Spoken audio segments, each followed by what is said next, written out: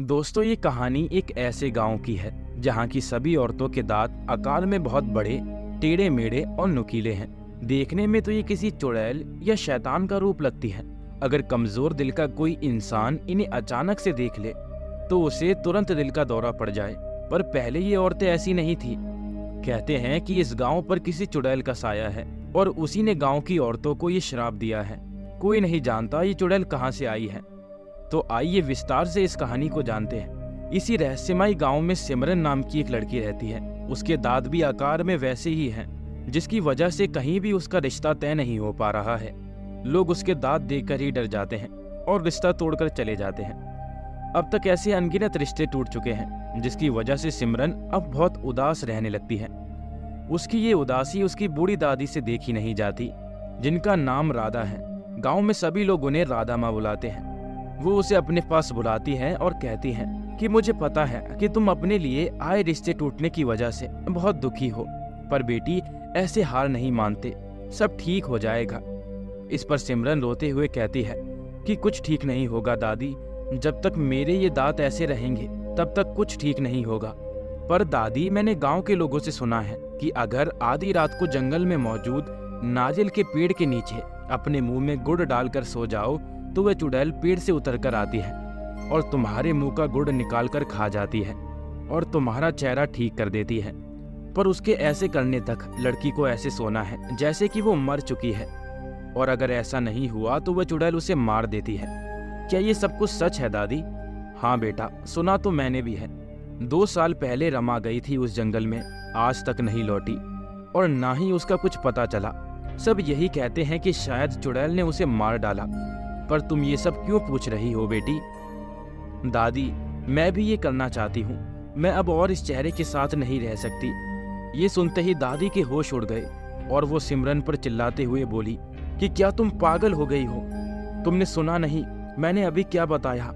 उसके बावजूद भी तुमने ऐसा सोच कैसे लिया? पर सिमरन भी जिद पर अड़ गई और कहने लगी कि वो अब और इस तरह नहीं जिएगी। वो अपना चेहरा ठीक करके रहेगी, चाहे उसके लिए जो करना पड़े वो करेगी। और आखिर में दादी को उसकी जिद के आगे झुकना पड़ता है और वो भारी मन से सिमरन को जंगल में भेजने के लिए तैयार हो जाती है। सिमरन आधी रात को हाथ में लालटेन लिए जंगल की तरफ चल पड़ती है। वैसे तो सिमरन बचपन से ही बहुत बहादुर है, पर आज पता नहीं क्यों उसे डर लग रहा है। वो चुपचाप जंगल में आगे बढ़ती जाती है। पूरे जंगल में शांति छाई है, जिसकी वजह से सिमरन के पैर पड़ने से सूखी पत्तियों के चरमराने की आवाज दूर दूर तक गूंज रही है। बीच बीच में जंगल में भेड़ियों के रोने की आवाज गूंज उठती, जिसे सुन सिमरन पसीना पसीना हो जाती, पर फिर भी हिम्मत करके आगे बढ़ती रहती है और उस जंगल में मौजूद नारियल के पेड़ के पास पहुंच जाती है और सर उठा के देखती है तो आसपास लंबे लंबे नारियल के पेड़ ही हैं और दूर दूर तक किसी जानवर का भी नामो निशान नहीं है। ये सब देखकर तो एक बार को सिमरन भी डर जाती है, पर फिर खुद को हिम्मत देते हुए कहती है कि नहीं, अब वो यहाँ से वापस नहीं जाएगी। चाहे जो हो जाए, आज वो अपना चेहरा ठीक करके ही घर वापस जाएगी। सिमरन अपने मुंह में गुड़ डालकर वही नारियल के पेड़ के नीचे सो जाती है। उसे वहां लेटे हुए आधे घंटे से ऊपर हो जाता है, पर अभी तक चुड़ैल का कहीं कोई पता नहीं होता। वो लेटे लेटे सोचती है कि कहीं वो सब बातें कोई मनगढ़ंत कहानियां तो नहीं। फिर भी वो वहीं आंखें बंद करके लेटी रहती है। तभी थोड़ी देर के बाद उसे चुड़ैल के हंसने की आवाज आने लगती है और वो पेड़ से नीचे की तरफ आने लगती है। ये सब जानकर सिमरन के हाथ पांव फूलने लगते हैं। वो जानती है कि एक छोटी सी गलती उसकी जान ले सकती है, पर फिर भी वो हिम्मत करके वहीं लेटी रहती है। थोड़ी देर के बाद उसे अपने ऊपर चुड़ैल की गर्म सांसें महसूस होती है, पर वो इस तरह से लेटी थी कि मानो अब वो जीवित ही ना हो, या यूं कह लो कि वो चुड़ैल के डर की वजह से बेहोश हो गई हो। चुड़ैल उसके ऊपर बैठ के उसके मुंह का गुड़ निकाल के खाने लगती है और जोर जोर से हंसने लगती है। थोड़ी देर के बाद जब सिमरन को होश आता है तो उसका मुंह ठीक हो चुका था। वो खुश होती है कि तभी थोड़ी देर के बाद वो खुद चुड़ैल बन जाती है। रात के 2 बज रहे हैं। सोहन अपने घर पर सोया हुआ है कि तभी कोई जोर जोर से उनका दरवाजा पीटने लगता है। ये सब देखकर सोहन के पसीना छूट जाता है। वो घड़ी की तरफ देखता है, फिर दरवाजे की तरफ देखता है। दरवाजा अब भी लगातार पीटा जा रहा था। सोहन ने डरते हुए दरवाजा खोला और बाहर देखा तो उसके होश ही उड़ गए। बाहर उसकी बेटी रमा खड़ी थी। जिसे 2 साल पहले चुड़ैल ने मार डाला था। रमा कहती है, क्या हुआ बाबा, आप ऐसे क्या देख रहे हैं मुझे? और देखो, मैं बिल्कुल ठीक भी हो गई हूँ। अब आपको मेरे लिए परेशान होने की जरूरत नहीं है। पर सोहन उसे देखता ही रहता है पर बोलता कुछ नहीं।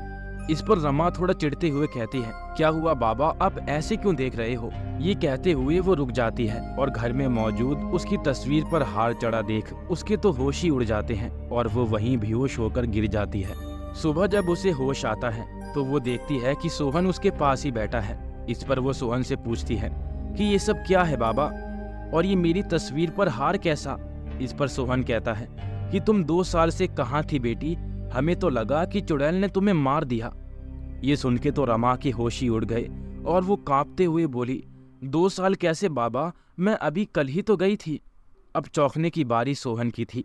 दोनों थोड़ी देर तक ऐसे ही चुपचाप बैठे रहते हैं। फिर थोड़ी देर बाद सोहन कहता है, इन सब सवालों के जवाब तो अब राधा माँ ही दे सकती है, क्योंकि उन्हें ही उस चुड़ैल और उस पेड़ की ज्यादा जानकारी है।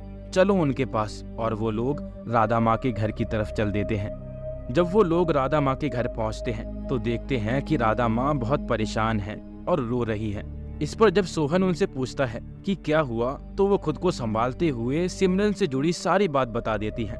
जब सोहन उन्हें अपने आने की बात बताता है तो उसे सुन के वो और रोने लगती है और कहती है कि मुझे पता चल गया कि सिमरन के साथ क्या हुआ है।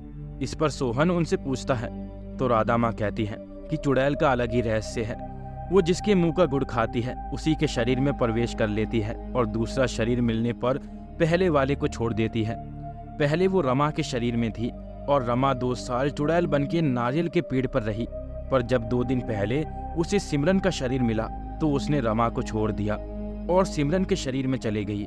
इसीलिए भी सिमरन घर वापस नहीं लौटी। ऐसा बोल के वो रोने लगती है और रमा सुन खड़ी सब सुनती रहती है। फिर थोड़ी देर बाद सोहन कहता है कि मैं सिमरन को वापस लेकर आऊंगा, क्योंकि उसी की वजह से मेरी बेटी वापस लौटी है। क्या कोई रास्ता नहीं है राधा माँ? इस पर राधा माँ कहती है कि रास्ता तो है, पर उसमें बहुत खतरा है। तुम्हारी एक गलती जानलेवा साबित हो सकती है। इसके बावजूद क्या तुम तैयार हो? इस पर सोहन कहता है कि हाँ, मैं तैयार हूँ। तो राधा माँ उसे अपनी योजना के बारे में बताती है। अगले ही दिन आधी रात को सोहन अपने एक दोस्त राजू के साथ गाड़ी से निकल पड़ता है। राजू उससे पूछता है कि हम कहाँ जा रहे हैं, तो सोहन उससे कहता है कि थोड़ी ही देर में तुम्हें सब पता चल जाएगा, और गाड़ी चलाता रहता है। थोड़ी देर बाद वो लोग जंगल वाले रास्ते से गुजरते हैं, जिसे देखकर राजू डर जाता है और डरते हुए कहता है, क्या तुमने इस रास्ते के बारे में नहीं सुना जो यहाँ से जा रहे हो? पर सोहन कुछ नहीं बोलता। इस पर राजू को गुस्सा आ जाता है और वो सोहन पर चिल्लाते हुए पूछता है कि आखिर तुम मुझे बताओगे कि हम कहाँ जा रहे हैं? इस पर सोहन एक गहरी सांस लेते हुए कहता है कि हम मुर्दा घर जा रहे हैं, एक डेड बॉडी लेने। और फिर वो उसे विस्तार से सारी बात बता देता है जो राधा माँ ने उसे बताया था। ये सब सुन के तो राजू डर जाता है और डरते हुए पूछता है, अगर उस चुड़ैल ने हमें कोई नुकसान पहुंचा दिया तो? इस पर सोहन उससे कहता है कि नहीं, वो चुड़ैल नारियल के पेड़ से कहीं नहीं जा सकती, क्योंकि उसे श्राप है, ऐसा राधा माँ ने कहा था। इसी तरह दोनों बातें करते हुए मुर्दा घर पहुंच जाते हैं और वहां के कर्मचारियों को पैसा देके उनसे एक लड़की की लाश ले लेते हैं। क्योंकि वो लाश लावारिस थी तो उन्हें कोई ज्यादा फर्क नहीं पड़ा। सोहन और राजू ने लाश को डिग्गी में डाला और चल पड़े जंगल की तरफ। दोनों के दिल जोर जोर से धड़क रहे थे। थोड़ी ही देर के बाद वो लोग पहुंच गए नारियल के पेड़ के पास और गाड़ी में से लड़की की लाश निकालकर उसे पेड़ के पास ले गए और उसके मुंह में गुड़ भी भर दिया और खुद थोड़ी दूर झाड़ियों में जाके छिप गए और चुड़ैल के आने का इंतजार करने लगे। थोड़ी ही देर में उन्हें चुड़ैल के जोर जोर से हंसने की आवाज आने लगी और चुड़ैल उन्हें पेड़ से नीचे आते हुए दिखी। ये दृश्य देखकर दोनों के होश उड़ गए। चुड़ैल उस लाश के मुंह से गुड़ निकाल कर खाने लगी और थोड़ी देर में ही बेहोश होकर नीचे गिर पड़ी। तभी सोहन और राजू ने देखा कि वो लाश खुद ब खुद पेड़ पर जाने लगी। इधर सिमरन को होश आया तो उसने अपने चेहरे को छुआ तो वो अब बिल्कुल ठीक थी। ये देखकर उसे बहुत खुशी हुई, पर तभी खुद को जंगल में पाकर वो थोड़ी सी डर गई और जल्दी से जल्दी अपने गांव की तरफ चल दी। तभी उसे थोड़ी दूर पर अपने गांव के सोहन चाचा दिखे और वो भाग के उनके पास चली गई और वो लोग उसे गाड़ी में बैठाकर जल्द से जल्द गांव की तरफ चल दिए। वहीं दूसरी तरफ वो चुड़ैल नारियल के पेड़ से हंसते हुए उतरी और गांव की तरफ चल दी, जैसे सालों से उसे इसी पल का इंतजार था। अब ये चुड़ैल क्या कहर मचाएगी गांव में। सुभाष अपने घर पर सो रहा होता है कि उसके घर का दरवाजा कोई जोर जोर से पीटने लगता है। सुभाष पहले तो अलसाता है, पर दरवाजा लगातार पीटे जाने की वजह से वो बेड से उतरता है और घड़ी की तरफ देखता है तो उसमें रात के 1 बज रहे होते हैं। फिर वो आने वाले को गंदी गाली देते हुए दरवाजे की तरफ बढ़ता है और दरवाजा खोलता है, पर बाहर कोई नहीं होता। वो आवाज लगाकर भी पूछता है, पर उसे कोई जवाब नहीं मिलता। वो बड़बड़ाता हुआ दरवाजा बंद करने वाला ही होता है कि तभी उसके सामने वही चुड़ैल आ जाती है। चुड़ैल को अपने सामने देखकर सुभाष के तो होश ही उड़ गए और वो धड़ाम से नीचे गिर गया और पीछे पीछे सरकने लगा। उसे ऐसा करता देख चुड़ैल एक भयंकर गर्जना के साथ अंदर आने लगी और जोर जोर से हंसने लगी। इस पर सुभाष बोला कि तुम वापस नहीं आ सकती, ये सच नहीं हो सकता, तुम तो मर चुकी थी। और वो डर से कांपने लगा। इस पर चुड़ैल हंसते हुए बोली कि मैंने कहा था ना कि मैं वापस आऊंगी, तो ले देख मैं वापस आ गई। और जोर जोर से हंसने लगी। फिर घुर्राते हुए बोली कि बहुत शौक है ना तुझे दूसरों पर पत्थर फेंकने का, उनकी आंखें फोड़ने का, तो ले तेरा ये शौक आज मैं पूरा कर देती हूँ। और ऐसा बोल के जोर जोर से हंसने लगती है। सुभाष गिड़गिड़ाने लगता है और खुद को छोड़ने के लिए कहता है, पर चुड़ैल उसकी एक नहीं सुनती और अपना एक हाथ किसी हथियार की तरह नुकीला बनाकर सुभाष की एक आंख के आर पार कर देती है, जिससे सुभाष डर से बिलबिलाने लगता है और चुड़ैल से खुद को छोड़ने की दुआई मांगने लगता है। पर चुड़ैल उसकी एक नहीं सुनती और उसे बड़ी बेरहमी से मार देती है और फिर जोर जोर से हंसते हुए वहां से गायब हो जाती है। सूरज को आज घर वापस लौटने में देरी हो गई थी। वैसे तो हमेशा 6 या 7 बजे तक घर वापस आ जाता था, पर आज उसे लौटने में रात के 10 बज गए थे। दरअसल सूरज कपड़ों का व्यापारी है और बाजार में उसकी खुद की दुकान भी है और वो हमेशा अपनी दुकान पर मौजूद रहता है। उसकी दुकान पर ज्यादातर बनारसी साड़ियों की बिक्री होती है, जिसकी वजह से हमेशा उसकी दुकान पर भीड़ लगी रहती है। पर हर रोज के मुकाबले आज कुछ ज्यादा ही भीड़ लगी थी उसकी दुकान पर, जिससे उसे आज बहुत मुनाफा हुआ था। और इसी खुशी में वो शराब के ठेके पर चला गया और जमकर शराब पी, जिसकी वजह से उसे समय का पता ही नहीं चला। अगर दुकानदार आकर उसे नहीं बोलता कि अब दुकान बंद करने का समय हो गया, तो वो थोड़ी देर और बैठ के शराब पीता। वो दुकानदार पर चिल्लाते हुए वहां से उठकर जाने लगा, पर नशा उस पर पूरी तरह से हावी हो गया था, जिसकी वजह से उसके कदम सीधे नहीं पड़ रहे थे। फिर भी वो लड़खड़ाता हुआ अपने ही धुन में चले जा रहा था। वो जिस रास्ते से घर जाता था वो वही जंगल वाला रास्ता था, जहां पर वो नारियल का पेड़ था जिस पर उस चुड़ैल का साया था। सूरज वहां से निकल ही रहा था कि उसे अपने पीछे किसी औरत की आवाज आई, जो उसे उसके नाम से बुला रही थी। सूरज हमेशा से ही एक गंदी नियत का इंसान था, जिसकी वजह से उसकी गंदी नजर हमेशा औरतों पर बनी रहती थी। और इतनी रात को अपने पीछे किसी औरत की आवाज सुन के उसके मन में लड्डू फूटने लगे और वो खुशी से पीछे पलटा। पर जैसे ही वो पीछे पलटा, किसी ने भरपूर एक तमाचा उसके गाल पर मारा, जिससे वो तिलमिला के नीचे गिर पड़ा। कुछ ही पलों के लिए उसकी आंखों के आगे अंधेरा छा गया था, पर जब थोड़ी देर बाद उसे होश आया तो अपने सामने देखते ही उसकी डर से हालत ही खराब हो गई। उसकी हलक से आवाज तक नहीं निकल रही थी, क्योंकि उसके सामने वही चुड़ैल खड़ी थी। गुस्सा उसकी आंखों से अंगारों की तरह बरस रहा था। उसने घुर्राते हुए उससे कहा, क्या हुआ सूरज बाबू, पहचाना नहीं क्या? और वो जोर जोर से भयानक हंसी हंसने लगी और उसकी तरफ आगे बढ़ने लगी। पर डर की वजह से सूरज की हालत इतनी खराब हो गई थी कि वो अपनी जगह से हिल भी नहीं पा रहा था और ना ही मदद के लिए किसी को आवाज लगा पा रहा था। चुड़ैल उसकी तरफ गुस्से में दहाड़ते हुए बढ़ने लगी और बोलने लगी, क्या हुआ, डर लग रहा है? बहुत शौक है ना तुझे दूसरों को दर्द देने का, तो जब अपनी बारी आई तो डर कैसा सूरज बाबू? और ऐसा बोल के जोर जोर से हंसने लगती है। इस पर सूरज उससे गिड़गिड़ाते हुए खुद को जाने देने के लिए कहने लगा और कहने लगा कि मुझे जाने दो, मुझे माफ कर दो। इस पर चुड़ैल घुर्राते हुए बोली, तुझे जाने दो? मुझे किसने जाने दिया था? नहीं सूरज बाबू, आज मैं तुम्हें नहीं जाने दूंगी। और ऐसा बोलते ही सूरज खुद ब खुद नारियल के पेड़ की तरफ घसीटने लगा और देखते ही देखते नारियल के पेड़ से एक रस्सी का फंदा नीचे आया और सूरज के गले में आ पड़ा और सूरज उस फंदे से नारियल के पेड़ पर लटक गया और झटपटाने लगा और खुद को छोड़ने की भीख मांगने लगा। उसे ऐसा देखकर चुड़ैल जोर जोर से हंसने लगी और तभी वो रस्सी का फंदा छूटा और सूरज मुंह के बल जमीन पर आ गिरा। वहीं उसने अंतिम सांसें ली। उसके बाद चुड़ैल वहां से गायब हो गई जमींदार राणा का आज सुबह से ही किसी काम में मन नहीं लग रहा था। गांव में हुई दोनों मौतें और चुड़ैल के खौफ के कारण उनका मन बहुत विचलित था। जमींदार साहब का एक बेटा भी है जो विदेश में जाकर अपनी पढ़ाई पूरी कर रहा है और इनकी पत्नी का 2 साल पहले ही स्वर्गवास हो गया था।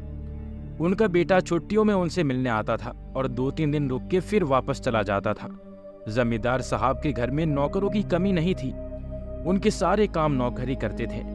उनके बस एक हुक्म की जरूरत रहती थी, पर सारे नौकर शाम के 6 बजे तक अपने घर के लिए निकल जाते थे। और जब से ये चुड़ैल का खौफ गांव में फैला था, तब से कोई रुकना ही नहीं चाहता था। सभी शाम होते ही घर के लिए निकल जाते थे। बस यही बात जमींदार साहब को अच्छी नहीं लगती थी, क्योंकि शाम को अपने सारे काम उन्हें खुद ही करने पड़ते थे। इसी बात से उन्हें चिढ़ थी। वो चाहते थे कि उनके सारे नौकर रात के 9 या 10 बजे तक रुके, पर कोई भी उनकी बात मानने को तैयार ही नहीं था। सब नौकरी छोड़ने के लिए तैयार थे, पर देर रात तक रुकने को तैयार नहीं थे। और आखिरी में जमींदार साहब को ही उनके सामने झुकना पड़ा। यही सब सोचते सोचते रात के 11 बज गए थे। जमींदार साहब अपनी छत पर बैठे शराब पी रहे थे। तभी उन्हें अपने पीछे किसी की आहट सुनाई दी। उन्होंने पीछे पलटकर देखा तो वहां कोई नहीं था। फिर उन्होंने इसे अपने मन का वहम सोचा और वापस शराब पीने लगे। तभी उन्हें फिर से अपने पीछे किसी की आहट महसूस हुई। इस बार जमींदार साहब चौंक के अपनी जगह से खड़े हो गए और इधर उधर देखकर पूछने लगे, कौन है यहाँ? पर कहीं से कोई आवाज नहीं आई। तो उन्हें लगा कि शायद शराब के नशे की वजह से बार बार ये भ्रम हो रहा है। अब मुझे चल के सो जाना चाहिए। खुद से ऐसे बोलते हुए वो आगे बढ़े कि तभी उनके कदम एकदम से रुक गए, क्योंकि दरवाजे के सामने वही चुड़ैल खड़ी थी। उसे देखते ही जमींदार साहब का पूरा नशा एक ही पल में गायब हो गया और वो हकलाते हुए बोले, तुम जिंदा हो? इस पर चुड़ैल जोर से हंसते हुए बोली, क्या बात है जमींदार साहब, आपकी याददाश्त तो बहुत अच्छी है। जब आपने मुझे पहचान ही लिया है तो आप ये भी जानते होंगे कि मैं यहाँ क्यों आई हूँ। और ऐसा बोल के जोर जोर से हंसने लगती है। इस पर जमींदार साहब कहते हैं कि देखो, मुझे जाने दो, जो हुआ वो अनजाने में हुआ। तुम 2 को तो पहले ही मार चुकी हो, अब मुझे जाने दो। इस पर चुड़ैल कहती है, ठीक है, और ऐसा बोल के वो दरवाजे के सामने से हट जाती है। जमींदार साहब धीरे धीरे उसके बगल से निकलते हुए सीढ़ियों पर पहुंच जाते हैं और भागने वाले ही होते हैं कि चुड़ैल पीछे से एक भरपूर लात उनकी पीठ पर मारती है, जिससे जमींदार साहब खुद को संभाल नहीं पाते और सीढ़ियों से नीचे जा गिरते हैं और वहीं उनके प्राण पखेरु उड़ जाते हैं। चुड़ैल उन्हें उन्हीं की हवेली में मारकर वहां से गायब हो जाती है। राजेश अपने कमरे में बिस्तर पर लेटा हुआ था, पर नींद उसकी आंखों से कोसों दूर थी। वो लेटे लेटे ही अपनी पिछली जिंदगी को याद कर रहा था, जिसमें से उस मनहूस दिन की याद आते ही उसे बहुत अफसोस होता है और यही कसक दिल में उठती है कि काश मैं उस दिन कुछ कर पाता। तभी उसे अपने दरवाजे पर दस्तक सुनाई देती है। उसे लगता है कि शायद उसकी बेटी सिमरन होगी। जी हाँ, कहानी की शुरुआत में जिस सिमरन का जिक्र हुआ था वो इन्हीं की बेटी थी। उन्होंने जाके दरवाजा खोला, पर बाहर कोई नहीं था। तो उन्हें लगा कि शायद हवा की वजह से ऐसा हुआ होगा। वो अभी दरवाजे पर खड़े होकर ये सब सोच ही रहे थे कि तभी उनके सामने वही चुड़ैल दरवाजे से उल्टी लटकी आ गई, जिसे देखकर राजेश की चीख निकल गई और वो अंदर कमरे में जा गिरे। इस पर चुड़ैल हंसते हुए अंदर आ गई और राजेश की तरफ बढ़ने लगी। ये देख राजेश जोर जोर से चीखने चिल्लाने लगा। अपने पापा की इतनी तेज तेज चिल्लाने से सिमरन दौड़ के उनके कमरे में गई और वहां चुड़ैल को देखकर उसके होश उड़ गए। राजेश चिल्ला के कह रहा था कि मैं तुम्हें नहीं मारना चाहता था, फिर तुम मेरे पीछे क्यों पड़ी हो? ये सब सुन के सिमरन की चीख निकल गई, जिसे सुन चुड़ैल पीछे मुड़ी और सिमरन को गर्दन टेढ़ी करके देखने लगी। उसे ऐसा करता देख सिमरन डर से कांपने लगी और वहीं बेहोश होकर गिर पड़ी। चुड़ैल फिर राजेश की तरफ बढ़ने लगी। राजेश चिल्लाता रहा उसे छोड़ने के लिए, पर चुड़ैल ने उसकी एक न सुनी और एक रबर की तरह उसकी गर्दन घुमा के तोड़ दी, जिससे राजेश वहीं मर गया। फिर चुड़ैल वहां से गायब हो गई। सुबह जब सिमरन की आंख खुली तो उसने खुद को अपनी दादी के कमरे में पाया। उसके पास ही उसकी दादी बैठी हुई थी, जिनकी आंखें नम थी, और उसके पास ही रमा और सोहन भी खड़े थे। दादी ने रोते हुए बताया कि मैं जब तक तुम लोगों की चीख सुनकर वहां पहुंची, बहुत देर हो चुकी थी। वो चुड़ैल तुम्हारे पिता को मार के वहां से गायब हो चुकी थी। ये सुन के सिमरन जोर जोर से रोने लगी और बोली कि मुझे भी तो उस चुड़ैल ने देखा था, फिर मैं कैसे बच गई? इस पर सोहन बोला कि शायद वो चुड़ैल औरतों को नहीं मारती। वो लोग अभी ये बातें कर ही रहे थे कि तभी राजू, जो सोहन का दोस्त था, वो दौड़ता हुआ आया और कहने लगा कि मुझे सब पता चल गया है कि वो चुड़ैल कौन है और क्यों उसने सभी को मारा। सब उत्सुकता से राजू की तरफ देखने लगते हैं। फिर राजू राधा माँ से कहता है कि राधा माँ, आपको याद है बहुत पहले अपने गांव में लीना नाम की एक औरत ना जाने कहां से रहने आ गई थी। इस पर राधा माँ कहती है, हाँ बेटा मुझे याद है, पर उसका इन सब से क्या लेना देना। वो तो फिर एक दिन ना जाने अचानक से कहीं चली गई और उसका कुछ पता नहीं लगा। इस पर राजू कहता है, पर मुझे सब पता है। बहुत पहले अपने गांव में लीना नाम की वो औरत ना जाने कहां से काम की तलाश में रहने आ गई थी। गांव के बाहर ही उसने अपनी झोपड़ी बना ली थी और वो काम के तलाश में गांव-गांव में भटकने लगी। उसी सिलसिले में उसकी मुलाकात अपने गांव के जमींदार राणा साहब से हुई थी। राणा जी के खुद के कारखाने थे, उन्हें भी मजदूरों की जरूरत थी, तो उन्होंने भी लीना को काम पर रख लिया। उन्होंने लीना को अपने मुंह पर हमेशा एक कपड़ा बांध कर रखते देखा था। उसने कई बार लीना से इस बारे में पूछा भी, पर लीना हमेशा यही कहती कि मुंह पर कपड़ा बांध के रखना मेरी मजबूरी है, पर मैं काम के मामले में आपको कभी शिकायत का मौका नहीं दूंगी। लीना सच में एक बहुत ही मेहनती औरत थी। काम के मामले में भी वो कोई आनाकानी नहीं करती थी। उसके काम करने के तरीके से राणा साहब भी बहुत संतुष्ट रहते थे और इसी तरह सबके दिन बीत रहे थे। पर वो मनहूस दिन भी आ ही गया जिसने सब कुछ बदल कर रख दिया था। एक दिन लीना अपना काम कर ही रही थी, ना जाने कहां से एक हवा का झोंका आया और लीना के मुंह पर बंधा कपड़ा खुलकर गिर गया, जिससे उसके भयंकर और लंबे नुकीले दांत बाहर दिखने लगे। वो समय दोपहर के खाना खाने का था, तो सभी मजदूर खाना खाने घर गए हुए थे, इसीलिए किसी ने लीना को ऐसे नहीं देखा। पर उसी समय ना जाने कहां से राणा साहब का बेटा वहां खेलते हुए आ गया और लीना का ऐसा रूप देखकर डर गया। डर से उसकी हालत खराब हो गई, उसके मुंह से आवाज तक नहीं निकल रही थी और वो डर से थर थर कांपने लगा। उसकी ऐसी हालत देखकर लीना उसके पास गई और झुक के उसके पास बैठ के उसे समझाने लगी और उससे ना डरने के लिए बोलने लगी। पर तभी न जाने कहां से राणा साहब के लड़के में इतनी हिम्मत आ गई कि वो जोर जोर से गला फाड़ के चिल्लाने लगा।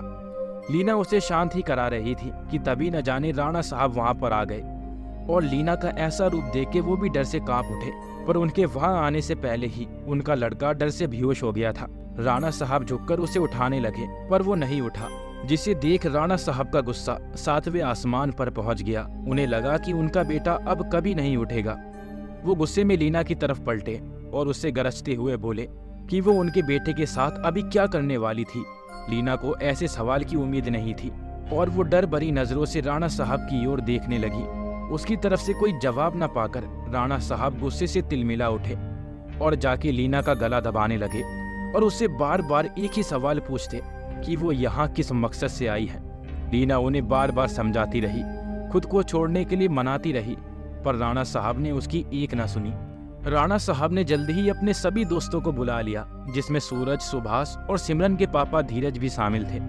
वो लोग लीना को लेकर जंगल में चले गए और वहां ले जाकर उसी नारियल के पेड़ के नीचे उसे बांध दिया। वो रोती रही, चिल्लाती रही, उसे छोड़ दो, वो यहाँ से बहुत दूर चले जाएगी और फिर कभी लौट के वापस नहीं आएगी। सिमरन के पापा राजेश ने भी कहा, जब वो इतना बोल रही है तो उसे जाने ही देते हैं, पर किसी ने भी उनकी एक ना सुनी। वो लोग उसे डायन, चुड़ैल और पता नहीं क्या क्या उपाधियां देने लगे और साथ ही साथ गंदी और भद्दिया गालियां देने लगे। तभी सुभाष ने एक पत्थर उठाया और उसे लीना को दे मारा, जो सीधा उसकी एक आंख पर जा लगा और तुरंत ही उसकी एक आंख बाहर निकलकर जमीन पर गिर पड़ी और वो दर्द से तड़प उठी। इतना सब होने के बाद भी किसी को उस पर तरस नहीं आया। सिमरन के पापा राजेश को ये सब अच्छा नहीं लग रहा था, पर उन्हें पता था कि यहाँ उनकी कोई सुनने वाला नहीं है। तभी न जाने कहां से सूरज एक रस्सी लेकर आ गया और उसे लीना के गले में बांधकर वहीं नारियल के पेड़ से लटका दिया। वो चिल्लाती रही कि वो बचपन से ही ऐसी है, कोई चुड़ैल नहीं है, उसके ये दांत पैदाइशी हैं, पर किसी ने उसकी बात नहीं मानी। राणा साहब ने वो रस्सी सूरज के हाथों से छुड़वा दी, जिससे वो सीधा मुंह के बल नीचे आ गिरी और वहीं उसने आखिरी सांसें ली। मरते हुए उसने इस गांव को ये श्राप दिया कि यहाँ की सारी औरतों के दांत उसी की तरह लंबे नुकीले हो जाएंगे। यहाँ पर जन्म लेने वाली सारी लड़कियां अब मेरी तरह ही रहेंगी और मैं तुम लोगों से अपना बदला लेने जरूर वापस आऊंगी। और इतना बोल के उसने दम तोड़ दिया। राणा साहब और सबने मिलकर वहाँ एक गड्ढा खोदा और लीना को वहीं दफना कर चले आए और गांव में ये अफवाह फैला दी कि वो खुद से काम छोड़कर कहीं चले गई। ये उसकी आत्मा थी जिसने एक एक करके सभी से बदला लिया था। इस पर सिमरन रोते हुए बोली कि मेरे पापा तो उसे नहीं मारना चाहते थे, फिर उसने मेरे पापा को क्यों मारा। इस पर सोहन उसके सर पर हाथ फेरते हुए बोला कि भले ही तुम्हारे पापा ने उसे नहीं मारा, पर वो भी तो वही उन्हीं लोगों के साथ थे जिन्होंने उसे मारा। इस पर सिमरन जोर जोर से रोने लगी। रमा उसे संभालने लगी। तभी इतनी देर से खामोश दादी ने उससे पूछा कि उसे ये सब कैसे पता। तो राजू ने बताया कि सूरज मरने से पहले उसे शराब के ठेके पर मिला था, और जब बातों ही बातों में चुड़ैल का जिक्र आया तो उसी ने मुझे ये सब बताया। अब सभी वहाँ पर खामोश बैठे थे। सभी को अब चुड़ैल के लिए बहुत बुरा लग रहा था और उससे हमदर्दी हो रही थी। और दादी ने कहा कि शायद अपना बदला लेने के लिए आज तक वो चुड़ैल बन के भटक रही थी, और आज उसका बदला पूरा हो गया। अब उसकी आत्मा को शांति मिलेगी। और वहाँ मौजूद सभी ने उसकी आत्मा की शांति के लिए ईश्वर से दुआ मांगी। और इस तरह से इस कहानी का अंत होता है। कहते हैं कि इसके बाद वहाँ की सारी लड़कियाँ फिर से पहले की तरह हो गई, और वहाँ फिर कभी किसी को कोई चुड़ैल नहीं दिखी।